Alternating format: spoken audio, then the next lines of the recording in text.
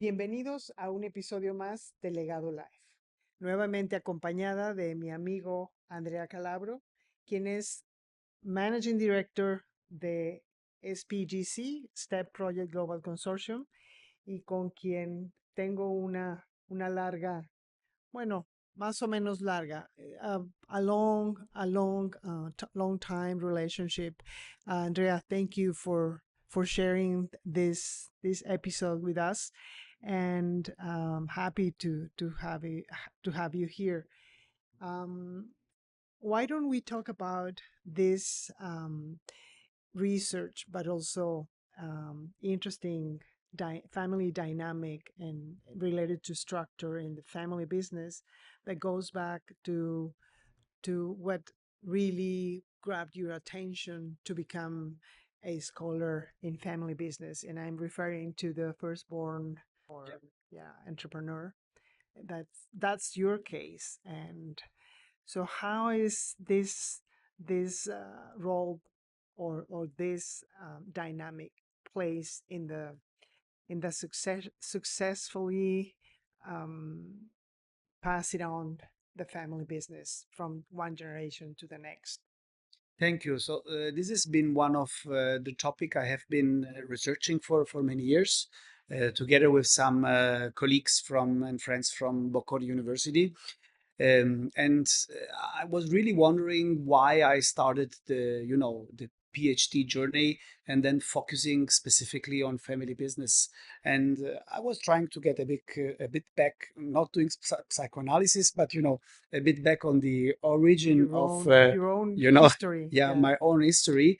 And I'm coming from a family from South Italy, and I'm the firstborn in firstborn child, and we are three siblings, all men. And when I was a kid, and I'm named after my grandfather, Andrea Okay, not Calabrò. So not your father, but your no, in grandfather. Italy, no, in Italy That's we the don't have. tradition. Yes, yes. Okay, So usually the firstborn child, male, of course, because it makes a difference.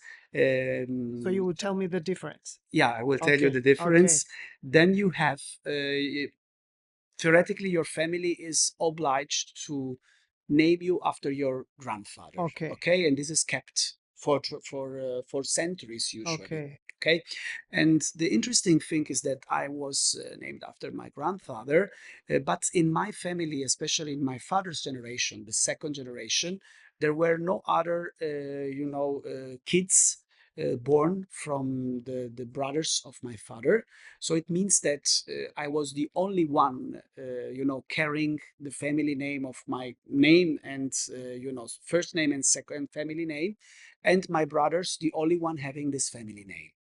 And we are a big family, so with many cousins. And I don't know if it was true or not, but I felt always special to my Your grandfather, grandfather. because I You were the when it only. was Christmas, Uh-huh. everyone, we were getting some presents, some money usually. And I remember always him afterwards calling aside and giving me another More. bit. Yeah. And I don't know if this is measuring if you felt special or not, but I really felt.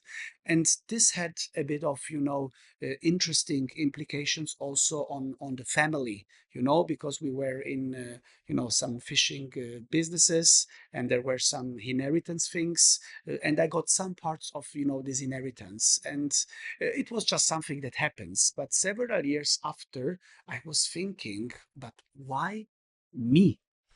And I was then starting studying governance in family businesses, and I just tapped into this primogeniture thing. And I said, but can it really be that they made this decision and gave to me something just because I'm the firstborn, which is statistically a random thing? You cannot plan for these things. And in reality, I discovered that family structures, how family are structures, this influences the dynamics. And I wanted to add the missing piece. What are the implications to the family business? So my research question was, when you have to choose the successor, the CEO of a family business, what is the best options that you have? Is it an external manager in comparison to your children? And is there a difference if you follow primogeniture, your first male Born. born child, or if you have the courage to not follow this effort Social. norm, Yeah. social norm, and choose instead another child, not the firstborn, Yeah. because it's better, it's more fitting with the Yeah. business. And this research, it took me some years to develop the data set with my colleagues from Bocconi. And what we strongly found in this, paper is that the family businesses which have followed primogeniture, choosing the firstborn male child as a successor, 3 years after succession, they have a decline of performance. Very bad one. Instead, the ones which had the courage to not See. follow the social norms and choose a second or later board, they had a boost of performance. And in our sample, this is the best choice, even in comparison to external managers. So, meaning that nepotism is not always bad if it's done properly, Right. And a bit even increased my curiosity because it's some data, but I wanted, as professor researchers, but why is this happening? And then what we discovered is that there are some reasons. And I discovered that in a family where you have the parents and the siblings, the structure of the family influences a lot the behaviors and the way you socialize within the family. If you are a firstborn child, I'm a firstborn, usually you have a big advantage. Because even if we don't like to say this as parents, you are the most preferred child. Why? Because when you are there, you have no competition. Yeah. There is no sibling around you. So the way you socialize with your parents is special, unique, and without a disturbance.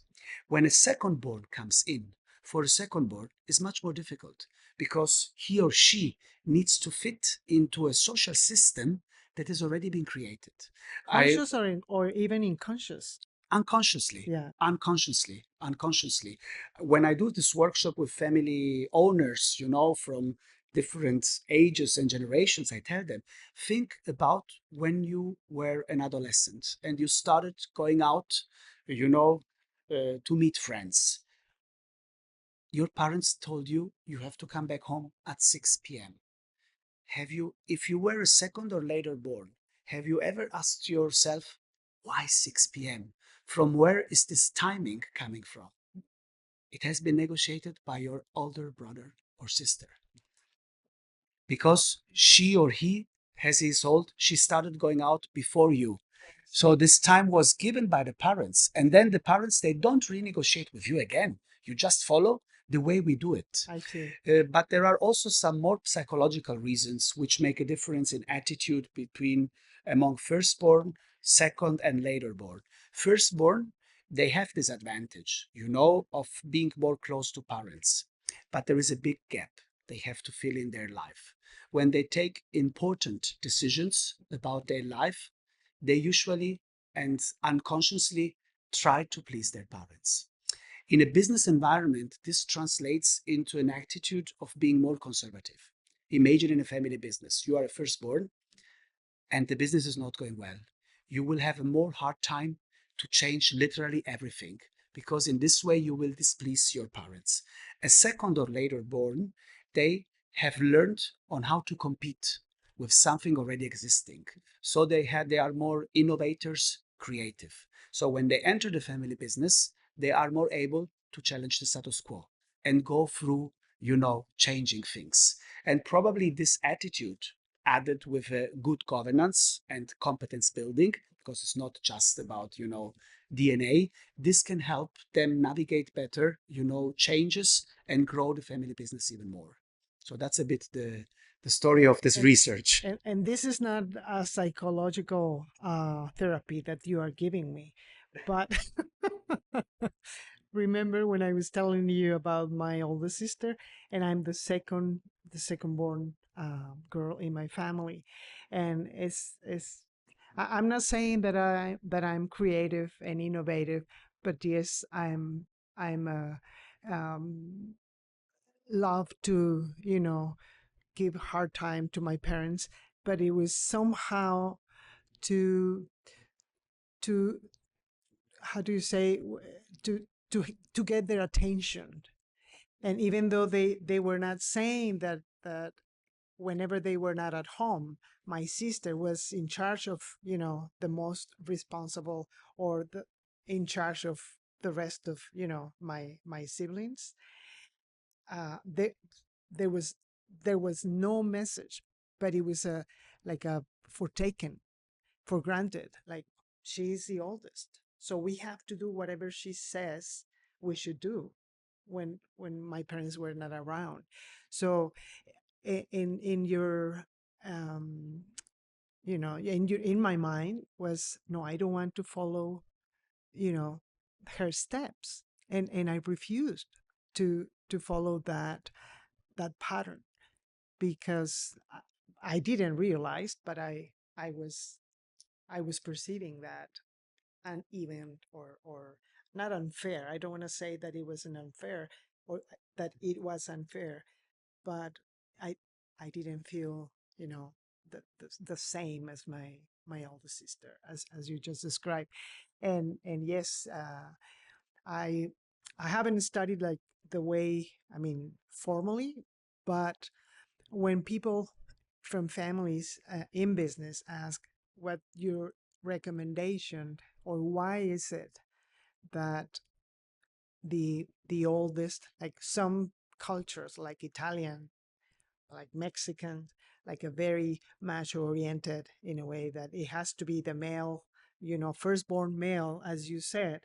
And they that our cultures don't even look at other members in the family. But it happens that sometimes when the the more, how do you say, the more distant they are, the the more, or at least you have to say, the least um contrary to the, as you said, to you feel obligated to please the founder, in this case your parents, because you are not that close to feel that obligation.